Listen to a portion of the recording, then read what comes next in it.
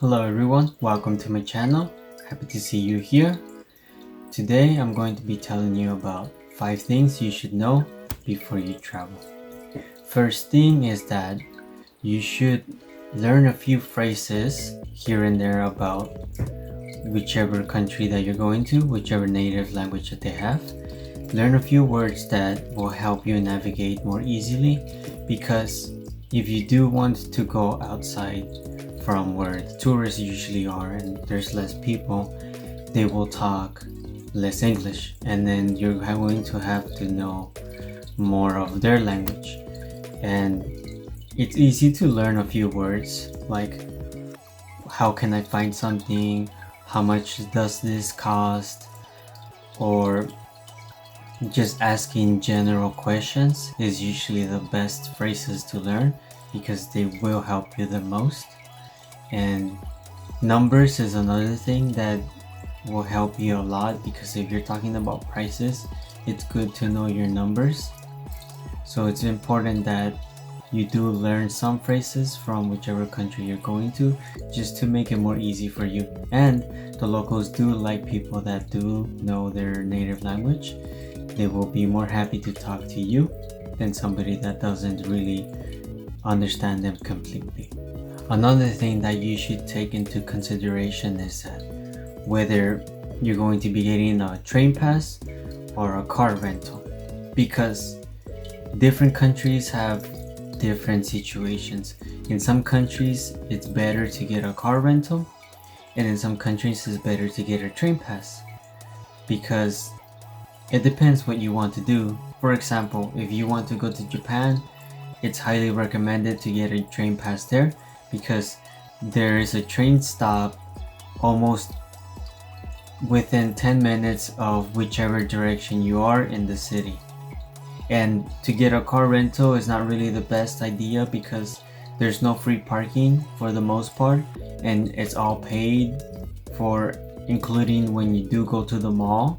It's also paid parking, most of them, in the major city areas, and there's no parking on the streets either. And there's just a lot of traffic.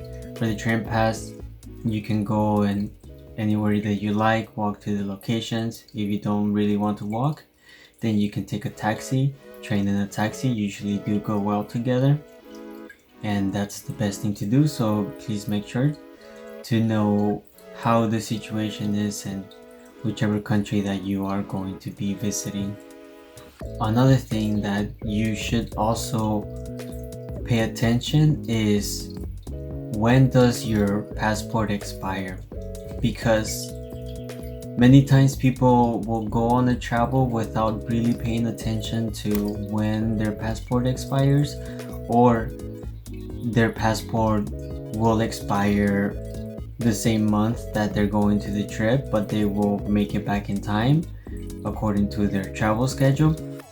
But the best recommendation I can give to you is that at least 3 to 6 months or more in advance for your passport to have, because if there's some kind of emergency and you get stuck in whichever country that you are, you don't want your passport to expire on you, because that's going to cause even more trouble for you.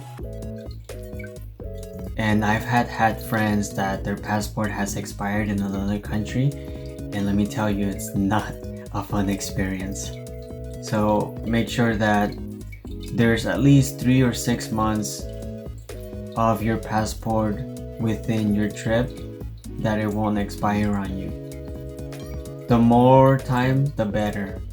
If there's some kind of medical emergency and you have to stay in the hospital in whichever country, you want to have that time and not worry about your passport expiring. And talking about medical emergencies, there's travel insurance for international traveling, like medical insurance for traveling, because most of us have medical coverage within our countries, but those medical coverages don't really cover you when you do go outside of your country. So it's important to understand that if you're not covered, you should go and get covered, because you never know if you would get injured, and it's better to pay a one-time fee for international insurance than to pay a large amount of medical bills that you could have avoided if you had the medical insurance. It's recommended. I get it every single time I travel. I haven't gotten injured, but I have it just in case I do get injured. I don't have to pay out of my pocket, and I don't have to worry about any medical coverages, medicine, and those kind of things if I were to get injured during my travels. So it's important that you consider getting medical insurance, because it might help you if you do become injured.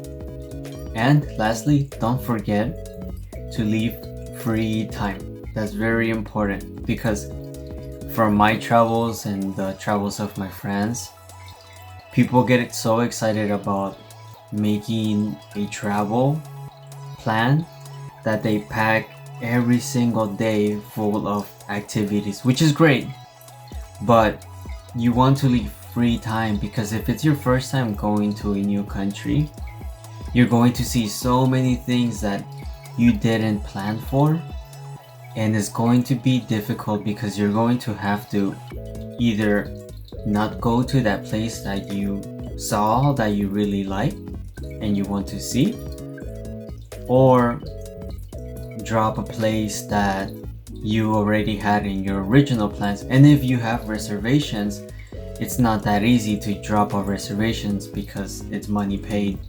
So what I usually do, if I'm going for a 1 week travel, I usually would leave one day free in the middle or at the end for shopping, or let's say you were going through a certain section of your travel and you saw a place that you really wanted to visit, you can go back and see that place, and you will have all that time for that one extra day or how many free times that you want to give. I usually try to give 1 day of free time per week that I'm in whichever country that I go to.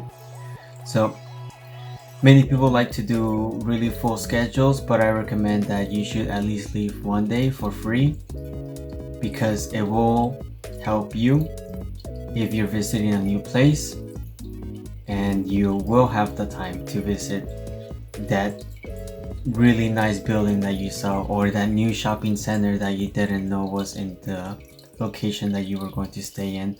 Or let's say you pass by some ancient building that you do want to see, or some kind of structure, you will have the time to go visit those places because you had the extra day.